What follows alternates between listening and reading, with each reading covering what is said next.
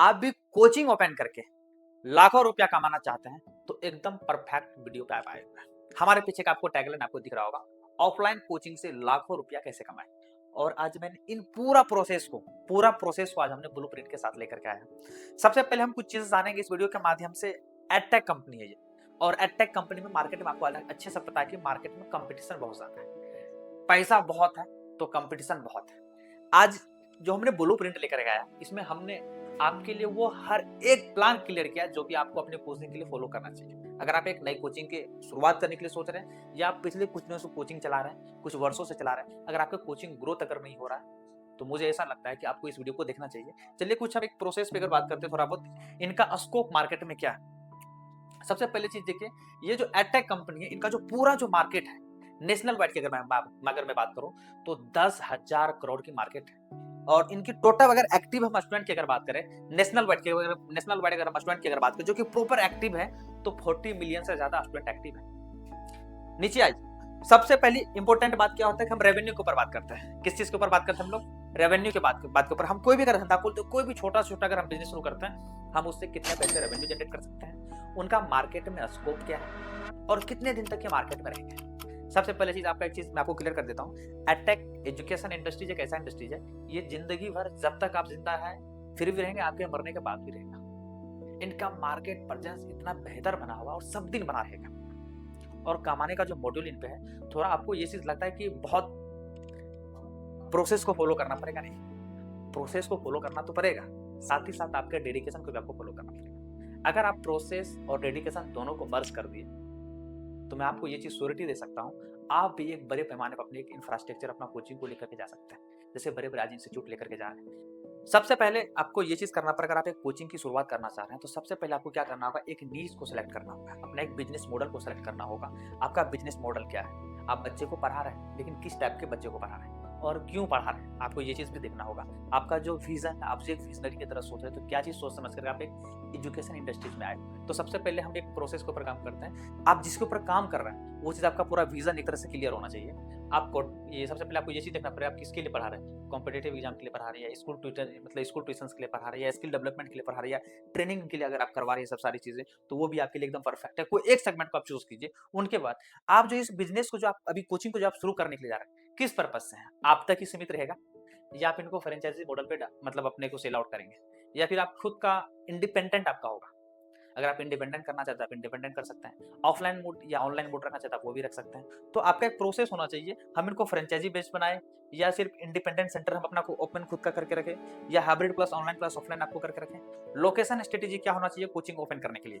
जहाँ पे फुटफॉल का एरिया ज्यादा हो, जहाँ पे सबसे नियर में कम से कम स्कूल्स हो, जहाँ पे कम से कम लोग रहते हैं, जहाँ पे लोग रहते हैं, रेसिडेंशियल जोन होता है वहाँ पे अगर रहता है तो बहुत अच्छा रहता है। उनका है कि आपके पास कम से कम ना, ये चीज़ बहुत मैंडेटरी है, ट्रांसपोर्ट एक्सेस आपके पास होना चाहिए, जहाँ से कि बच्चा आपके पास इजी तरीके से आ जाए। घर अगर आसपास है तो बच्चे आराम से पढ़ने के लिए आ जाएंगे। और दूसरी चीज़ क्या है, जहाँ पे फुटफॉल, जहाँ पे भीड़ भड़ाके का स्थान है, अगर वहाँ पर अगर आपका कोचिंग है, तो 110% आपका कोचिंग चलने से कोई नहीं रोक सकता है। अगले पेज पे अगर हम चलते हैं, तो यहाँ पे मैंने लिखा हुआ, मेंशन करा हुआ, infrastructure and setup premium centre कैसे बनाए।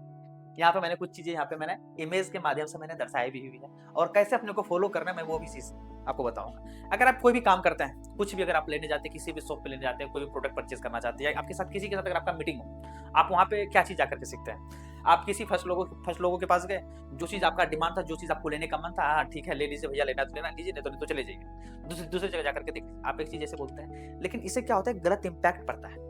First impression is the last impression. इंसान आपसे आया कुछ परचेस करने के लिए, उस टाइम हालांकि आपसे नहीं परचेस करें, लेकिन आपको ऐसा कर देना कि उनके माइंड में आपको ऐसे बैठ जाना कि बंदा सही बोला।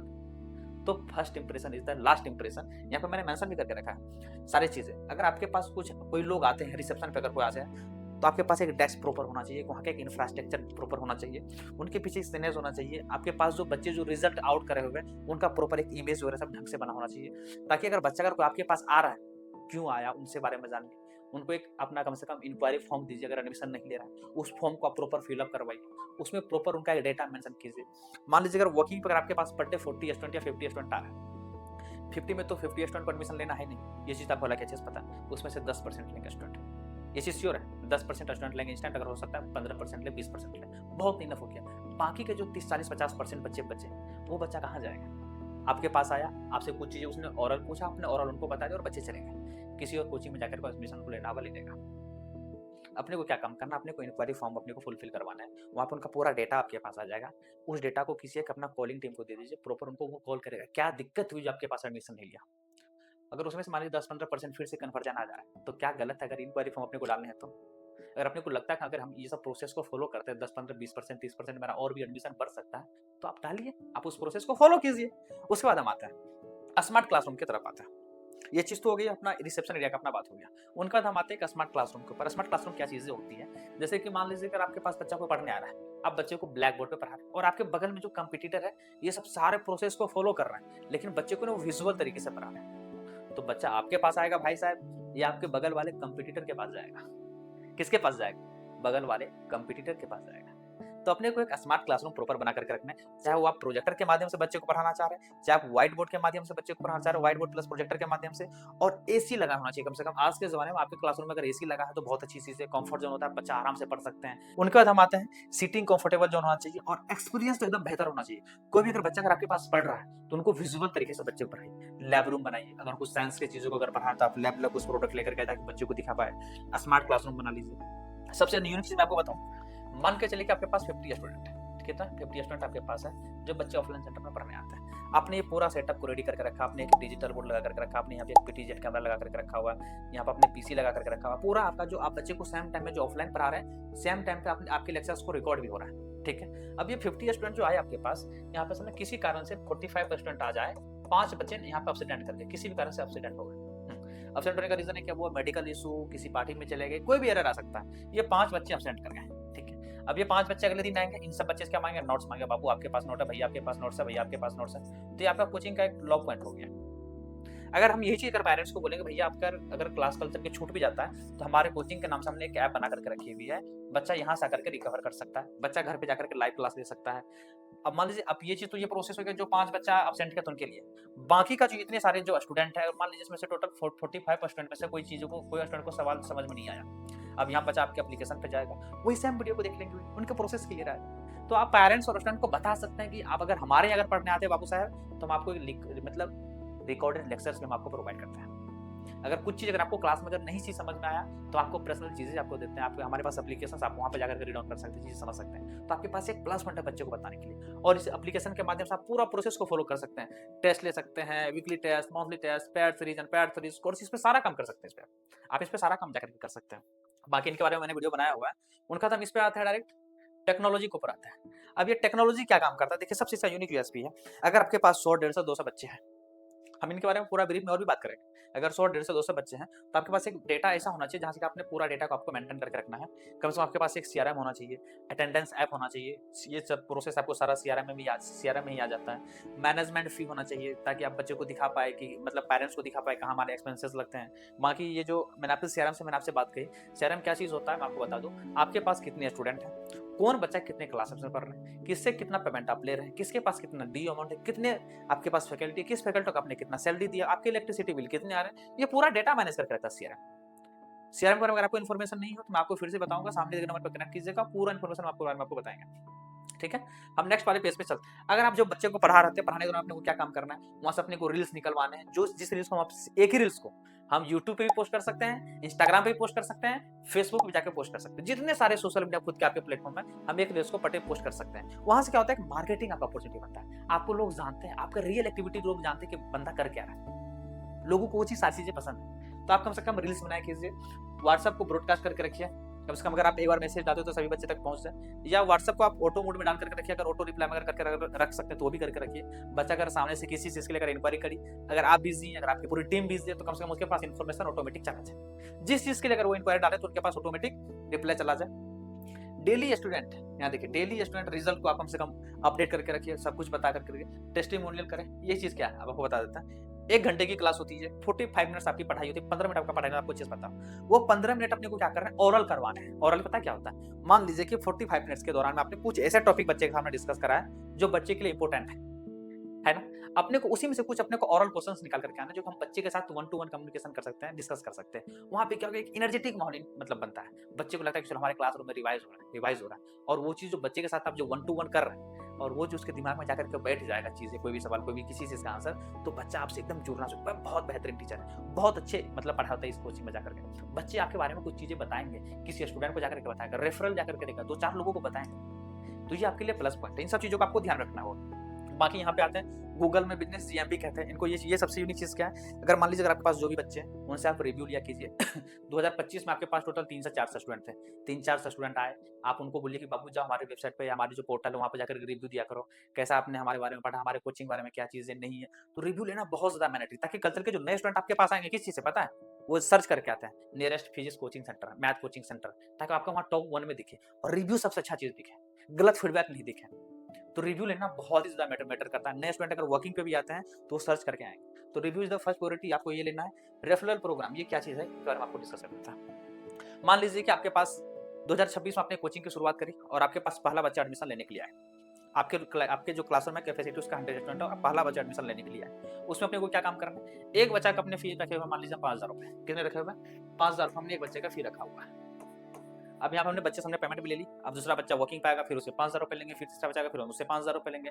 कोई पेरेंट्स के साथ है उनसे 5000 रुपये लेंगे, गलत है। आप यहाँ पे क्या प्रोसेस कीजिए, ये बच्चा तो आपको 5000 रुपये दिया, अब इनको बोलिए बाबू अगर आपके माध्यम से कोई अगर बच्चा अगर हमारे कोचिंग में पढ़ने आता है तो हम उसको 1000 रुपये डिस्काउंट देंगे। फिर उस सामने वाला बच्चा बोलिए अगर आपके माध्यम से बाबू से अगर कोई बच्चा पढ़ने आता है तो 1000 रुपये डिस्काउंट देंगे। क्या समझ, एक प्रोसेस है। आज जो बड़ी बड़ी आप कंपनी को देख रहे हैं पता है क्या, यही सब रीजन है। रेफरल बहुत चीजें ज्यादा यूज इसकी होने वाली चीजें हैं। बाकी यहाँ पे क्या है, वर्कशॉप सेमिनार वीकली हो या फिर मंथली है, कोई एक दिन आप सेमिनार रखिए, आपके जो सभी स्टूडेंट है सभी को एक बार बुलाइए, सभी फैकल्टी को बुलाइए, उसको आपके नियरेस्ट आसपास में कोई फील्ड होगा, ऑफलाइन अगर सेंटर चला रहे तो क्या बात कर रहे हैं, कोई फील्ड होगा वहाँ पे कोई अब जाकर थोड़ा बहुत छोटा मोटा फंक्शन करवा दीजिए, कुछ कबड्डी जैसा गेम करवा दीजिए, बैडमिंटन जैसा गेम करवा दीजिए, क्रिकेट जैसा मैच करवा दीजिए। तो वहाँ पे क्या होता है, बच्चा आपको जानता है, हमारे कोचिंग में तो बहुत कुछ एक्टिविटीज वगैरह सभी करवाए जाते हैं। तो ये सब बहुत मैटर करता है, बहुत ज्यादा मैटर करता है। तो इन सब चीजों का आपको ध्यान रखना है। ये तो ऑफलाइन कोचिंग की बात हो गई, इसी में ऑनलाइन वाले के लिए अपने को कुछ ना कुछ करना, वो भी आपको बताएंगे। ठीक है, अब हम यहाँ पे आते हैं direct revenue model, multiple income stream. यहाँ पे क्या क्या है, ये सब चीज अपने को देखना है। मंथली ट्यूशन फी आपका रेवेन्यू हो सकता है, सबसे बेहतर हो सकता है। Test series and mock test, इनको भी आप कुछ कुछ पैसे में सेल आउट कीजिए, जो आपको सही लगता है प्राइस के अनुसार। स्टडी मटेरियल बच्चे को दिया कीजिए, ऑनलाइन कोर्स को सेल आउट किया कीजिए, और वर्कशॉप इवेंट जो होता है उनके लिए भी थोड़ा बहुत पैसा बच्चे से चार्ज कीजिए। बहुत नॉमिनल कुछ ज्यादा नहीं करना है, अगर 50-50, 100-100, 150 रुपए मिले तो बहुत आपके पास, बच्चा आराम से देगा, आराम से बच्चा देगा, आराम से बचा देगा। तो ये सब सारा प्रोसेस है जो यहाँ पे मैंने आपसे बताई है। सेम प्रोसेस इधर है, उनका क्वार्टरली फी क्या होना चाहिए, पैसिव इनकम क्या होना चाहिए, पूरा आपके यहाँ बैलेंस शीट आप इसको रिकॉर्ड करके रख सकते हैं। पूरा डेटा को जहां भी आपको समझ में आता है, अगर आपके पास CRM है या अगर आपके एक्सेल शीट है तो ये पूरा डेटा को आप रिकॉर्ड करके रख सकते हैं। ठीक है, उनके बाद और यहाँ पे मैंने एक यूनिक चीज देखी, मैंने यहाँ पे क्या लिखा होगा, गोल देखिए, कोई भी एक स्ट्रीम, क्या लिखा, कोई भी एक स्ट्रीम 60% से ज्यादा रेवेन्यू का हिस्सा है ना, मतलब कोई भी अगर स्टूडेंट अगर आपके पास आ रहा है, कोई भी स्टूडेंट आ रहा है, तो ये चीज देखिएगा, जो बच्चा आपके पास आ रहा है, जिससे आप पैसा कमा रहे हैं, जो बच्चा आपके पास फी दिया, उनसे कम से कम उससे 60-50% आपका रेवेन्यू हो रहा है ना, तो आप मार्केट में लंबे समय तक टिक पाएंगे। किसी भी धंधा को चलाने के लिए, किसी भी बिजनेस को चलाने के लिए सर पैसे की जरूरत होती है। अगर आज आपके पास पैसे नहीं तो कल मार्केट से आप गायब हो जाए, खत्म, एकदम खत्म, सन्नाटा, टाटा बाय बाय। अपने को ये नहीं होना, अपने को पैसे कमाने हैं, उनको बचा करके रखने हैं, उन्हीं से अपने को और पैसे बनाने हैं, नाम बनाने हैं, फेम बनाने हैं, कोचिंग का इंफ्रास्ट्रक्चर सब कुछ बनाना अपने को। तो इन चीजों को बहुत अच्छे से अपने को ध्यान रखना होगा, अब जो रेवेन्यू जनरेट कर रहा है। फिर मैंने यहाँ पे क्या लिखा हुआ है, आप अच्छे से देखिए, स्टूडेंट को जो भी चीज यहाँ पे लगता है बिजनेस पे असली क्या है, देखिए अब यहाँ पे मैंने बहुत ही अच्छे तरीके से मैंने यहाँ पे सब में लिखा हुआ है, student relation and result business का असली इंजन क्या है, परफॉर्मेंस ट्रैकिंग। हर स्टूडेंट का मंथली टेस्ट स्कोर, अटेंडेंस और प्रोग्रेस रिपोर्ट उसके पेरेंट्स को भेजें। जो भी बच्चा आ रहा है आपके पास, अगर उनसे आप कोई भी रिपोर्ट ले रहे हैं, कोई भी टेस्ट ले रहे हैं, तो उनके पेरेंट्स तक जरूर वो पूरा डेटा को ट्रांसफर करें, शेयर करें। अगले पे चलते हैं, क्या है, parents communication, WhatsApp update, monthly meeting, progress card, parents को इन्वॉल्व करें। अगर बच्चे के साथ अगर आप कुछ भी कर रहे हैं, आपको लगता है कि कोई भी काम करवा रहा है, तो उनके साथ कम से कम वो डेटा पूरा ट्रांसफर होना चाहिए, उनके पेरेंट्स तक पूरा इन्फॉर्मेशन जाना चाहिए। अगले पास जाते हैं हम, रिजल्ट शोकेस। अगर आपके कोचिंग में कोई बच्चा टॉपर करता है तो क्या काम करना है अपने को, टॉपर रिजल्ट, सिलेक्शन लेटर और टेस्टिमोनियल सोशल मीडिया और वॉल पे जाकर के डिस्प्ले करें, बच्चे का इमेज लगाए, उनसे जो कुछ चीज को लेकर अगर आप लोग सम्मानित कर रहे हैं, किसी भी चीज को लेकर अगर आप सम्मानित कर रहे हैं, गुलदस्ता दे रहे हैं, तो ऐसे बच्चे को अपने कोचिंग में बुलाए, वॉल में बराबर उनका प्रिंट होर्डिंग लगाए, हर एक साल लगाए। उनका देखिए रिव्यू सिस्टम, जो भी बच्चा अगर आपके कोचिंग से पढ़ करके जा रहा है उनसे रिव्यू लिया कीजिए। जो बच्चा आपके वर्किंग पे आ रहा है, इंक्वायरी के लिए आ रहा है, आप उनसे भी रिव्यू लिया कीजिए। आखिर आपके पास एडमिशन क्यों नहीं लिया, उनसे रिव्यू लिया कीजिए। हम नहीं करेंगे GMB पे लीजिए, वर्किंग ओवरऑल से ले सकते हैं, कोशिश कीजिए कि GMB पे दे दें। तो और बेहतर है और आपके लिए भी बेहतर है। तो ये जो जितना प्रोसेस है, ये सारा प्रोसेस को कम से कम पेरेंट्स तक जरूर जाकर के शेयर कीजिए। पेरेंट के साथ अगर आप कनेक्टेड रहेंगे, बच्चा अगर आपके कोचिंग में पढ़ रहा है और पेरेंट के साथ पूरा डेटा अगर आप ट्रांसफर कर रहे हैं, शेयर कर रहे हैं, तो पेरेंट्स जो आपके इंस्टीट्यूट, आपके कोचिंग पर वो ट्रस्ट बना रखता है। अरे फलना एबीसीडी कोई कोचिंग सेंटर बहुत बेहतरीन पढ़ाएंगे, 10 लोग से मिलेंगे, 10 लोग 10 उनको बताएंगे, फिर उनको वो बताएंगे, फिर उनको वो बताएंगे। तो एक मार्केटिंग स्ट्रेटेजी आपको इनको फॉलो करना हो, पेरेंट्स को इन्वॉल्व करके रखना पड़ेगा। पेरेंट्स को लगना चाहिए कि हमारा बच्चा वहां पढ़ता है, पैसा आप दे रहे हैं और पेरेंट्स के साथ ही आपको कनेक्ट होकर के रहना है। तो पेरेंट्स बहुत बड़ा मार्केटिंग आपका स्ट्रेटेजी, याद रखिएगा चीजों को। भाई साहब अगले वाले क्वेश्चन पे चलते हैं। यहाँ पे देखिए मैंने पूरा चीज मैंने यहाँ पर बना करके रखा हुआ, scaling road map, 50 lakh yearly तक कैसे पहुंचे। बस एक प्रोसेस है, प्रोसेस को अपने को फॉलो करना है। मैंने यहाँ पर भी क्या क्या चीजें बताई। आप एक कोचिंग खोलो, कोचिंग की शुरुआत करो, कोचिंग का आप एक इंफ्रास्ट्रक्चर बनाओ, कोचिंग में जो बच्चे आ रहे हैं उनका डेटा शीट बनाओ, कोचिंग को बच्चे को प्रॉपर आप क्लास निकाल करके दो, रिकॉर्ड क्लास जो आपको दे पाते वो चीज दो, लाइव क्लास के लिए लाइव क्लास दो, अगर ऑफलाइन बच्चे को तो ऑफलाइन पढ़ाओ। मैंने ये चीज बताई। मैंने मार्केटिंग के लिए स्ट्रेटजी अभी नहीं बताया, मैंने बस आपको रील्स के बारे में मैंने बताया कि भैया आप रील्स बना करके यूट्यूब पर डालना, तो वो बहुत बड़ा खास मार्केटिंग नहीं होता, लेकिन बहुत बड़ा मार्केटिंग है वो चीज, ठीक है। उसमें एक पैसे भी नहीं लगते, फ्री ऑफ कॉस्ट मार्केटिंग आपका, पैसे वाली भी मार्केटिंग के बारे में बात करूंगा। फेज 1 में मैं आता हूँ। फेज 1 में देखिए फंड यहाँ क्या पूरा एकदम फाउंडेशन दिया हुआ है। फेज 1 में क्या दिया हुआ है, 1 महीने से लेकर के 3 महीने तक, जो अगर मान लीजिए आपके पास 50 स्टूडेंट है, कितना है 50 स्टूडेंट अगर आपके पास है तो 2 टीचर मिनिमम आपके पास होना चाहिए। बेसिक जो सेटअप है आप उसको लीजिए, बाकी आप देखिए इस पे कम से कम 1 से 2 लाख रुपए तक पर महीने रेवेन्यू जनरेट कर सकते हैं। मान लीजिए कि अगर आपके पास 50 स्टूडेंट है, कितना है 50 स्टूडेंट अगर आपके पास है, और एक बच्चे से अगर आप 5000 रुपए ले रहे हैं, 50 स्टूडेंट कितना हो गया, 2.5 लाख रुपए हो गए, है ना। 2.5 लाख रुपए का आपने रेवेन्यू आपने जनरेट कर दिया। दूसरे में आते हैं, फेज 2 में आते हैं। अगर आपके पास 100 स्टूडेंट है तो आप एक सीआरएम को ले लीजिए, पूरा डेटा शीट मैनेज करने के लिए, जो मैंने अभी सीआरएम का डिस्कस करी थी, आप इसको परचेज कर लीजिए। मार्केटिंग सिस्टम को बैठाइए। मार्केटिंग सिस्टम क्या होता है, जो मैंने आपको बताया अभी, यूट्यूब, फेसबुक, इंस्टा पर आपको रील्स चलाना है, साथ ही साथ अपना ऐड चलाओ। ऐड क्या है, जैसे मान लीजिए ऐड के माध्यम से पर डे अगर आप 1000 रुपये खर्च कर रहे हैं, 2000 रुपये अगर आप खर्च कर रहे हैं, तो वहाँ से आपके पास कुछ लीड आएंगे, कुछ नंबर आएंगे, आप उस नंबर पर अपनी टीम से उस पर वो लोग कॉल बैक करने के लिए, वहाँ से भी आपको कुछ ना कुछ रेवेन्यू आना स्टार्ट हो जाए। मान लीजिए अगर पर डे अगर आपको 50 नंबर मिल रहा है, जो सामने से बच्चा अगर आपको इंक्वायरी डालता है, महीना का 1500 नंबर, 10% भी कन्वर्जन नहीं आएगी, 10% तो आएगा भाई साहब। एक बच्चा का कम से कम 15, आप एक बच्चा से 5000 रुपये का कोर्स का सेलिंग करते हैं, और पर डे आप 2000 रुपये ऐड के ऊपर खर्च कर रहे हो, महीना का 60,000 रुपये अपने ऐड के ऊपर खर्च करा, और टोटल आपने कोर्स कितना बेचा, 150 स्टूडेंट का आपने कोर्स बेचा, तो 150 स्टूडेंट इंटू 5000 आप उसको मल्टीप्लाई करता हूँ, कितना पैसा हो गया अप्रोक्सीमेटली खुद ही बताइए, कैलकुलेशन कर लिया ना। तो इन सब चीज़ों को अपने को नहीं भूलना है, ठीक है। उनका आते हैं फेज 3। फेज 3 में क्या, 200 स्टूडेंट अगर आपके पास है, कम से कम उस 5 टीचर को आप हायर करके रखिए और ऑनलाइन कोर्स बेचना स्टार्ट कर दीजिए। ऑनलाइन कोर्स यूट्यूब पे, मतलब एप्लीकेशन एक बनाइए अपने कोचिंग के नाम से, कोर्स को बेचना, सेल आउट करना आप स्टार्ट कर दीजिए। फेज 4 में देखिए मैंने क्या यहाँ लिखा है, मल्टीपल पेजेस को शुरू करना स्टार्ट कीजिए, मल्टीपल पेजेस एकदम शुरू करना स्टार्ट कर दीजिए। उनके बाद अपना एक फ्रेंचाइजी बेचना स्टार्ट कर दीजिए। फ्रेंचाइजी बेस्ड पता क्या होता है, अगर आप अभी किसी भी डिस्ट्रिक्ट में, अगर आपका एक डिस्ट्रिक्ट लेवल है या फिर आप किसी स्टेट में बैठ करके काम कर रहे हैं, तो अपने ना अपने दोस्तों को बताइए, अपने कोचिंग से 100 किलोमीटर दूर, 150 किलोमीटर दूर, 300 किलोमीटर दूर आप जाकर के सेम सेटअप वहाँ बैठाइए, सेम प्रोसेस को वहाँ पे फॉलो कीजिए। वो बेहतर चला फिर अगले प्रोसेस अगला फॉलो कीजिए, फिर वो बेहतर चला फिर अगले जगह डालेंगे, फिर अगली जगह डालेंगे। तो फ्रेंचाइजी मॉडल पे भी अपने को काम करना है। अगर आप इतने अच्छे तरीके से अगर काम करेंगे तो मैं आपको ये चीज सिक्योरिटी दे सकता हूँ, 110% आपके कोचिंग का ग्रोथ है, 110% आपके कोचिंग का ग्रोथ है। अगले वाले पेज पे चलते हैं। अब एक्शन लेने का टाइम है, अब एक्शन लेने का टाइम आ गया, मतलब फ्रेंचाइजी बेचने का भाई साहब अब टाइम आ गया। अब अपने को लाख रुपए नहीं कमाना, अब अपने को करोड़ रुपए तक कमाने का पहुंच गया। यहाँ तक अपने को कमाने और डेडिकेशन के साथ कमाना है। नीच और मॉडल को प्रॉपर डिसाइड कीजिए, जो मैंने आपसे स्टार्टिंग में बताया था। आप जिस भी सेगमेंट के टीचर्स हैं, जिस भी फैकल्टी को पढ़ाना चाहते, सॉरी जिस भी स्टूडेंट को पढ़ाना चाहते हैं, तो उस टाइप ऑफ फैकल्टी को हायर कीजिए, फैकल्टी को हायर कर दी। अब धीरे धीरे अपने को हर एक प्रोसेस में अपने को फैलना है, हर एक प्रोसेस में अपने को जाना है। उनके बाद एडमिशन फलन बनाइए, जो मैंने आपको बताया था फॉलो का, जो उनके बारे में बताइए। मार्केटिंग कीजिए और रिजल्ट को जो है उसके ऊपर फोकस कीजिए। रिजल्ट के ऊपर बहुत ही ज्यादा अपने को फोकस करना है। ये सब पूरा प्रोसेस था आपका एक मार्केटिंग स्ट्रेटेजी का। अगर आप नई कोचिंग की शुरुआत करना चाह रहे हैं, अगर आप भी इस प्रोसेस के माध्यम से अपनी कोचिंग की अगर शुरुआत कर लेते हैं भाई साहब, तो मैं आपको ये चीज श्योरिटी देता हूँ, 110% आपकी कोचिंग को ग्रोथ होने से कोई नहीं रोक सकता। और मुझे उम्मीद है बहुत अच्छा वीडियो लगा होगा आप लोगों को। अगर अच्छा लगा है आप अपने दोस्तों के साथ जरूर शेयर कर दीजिए। अगर कोई लगता है कि अपने को कोई कोचिंग खोलना चाह रहा है या उनका कोचिंग ग्रोथ नहीं हो रहा है, तो उनके साथ जरूर वीडियो शेयर कर दीजिए, और एक लाइक और एक सब्सक्राइब जरूर कर दीजिए, क्योंकि आपका एक लाइक, आपका एक सब्सक्राइब हमारे अंदर एक ऐसा डेडिकेशन लेकर आता है वीडियो बनाने के लिए, मजा आ जाता है।